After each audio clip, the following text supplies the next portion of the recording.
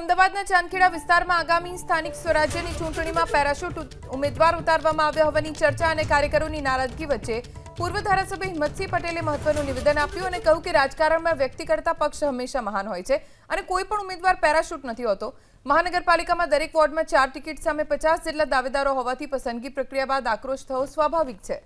હિંમતસિંહ પટેલે દાવો કર્યો કે અત્યારે અમદાવાદમાં કોંગ્રેસ પક્ષ સત્તા તરફ આગળ વધી રહ્યો છે, જ્યારે ભાજપના કોર્પોરેટર અને ધારાસભ્યોને જનતાના વિરોધનો સામનો કરવો પડી રહ્યો છે। ઠેર ઠેર તેમનો હુલરીઓ બોલાવવામાં આવી રહ્યો છે।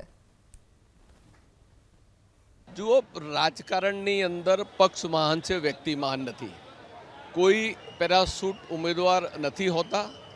જ્યારે મહાનગરપાલિકાની અંદર દરેક વોર્ડમાં 4 ટિકિટ આપવાની હોય છે અને ઉમેદવારો 50 હોતા હોય છે। એ 50માંથી 4ની પસંદગી એટલે સ્વાભાવિક રીતે દરેક જગ્યાએ ઉમેદવારોને આ આક્રોશ થતો હોય છે, ત્યારે આવી બધી વાતો ઊભી થતી હોય છે।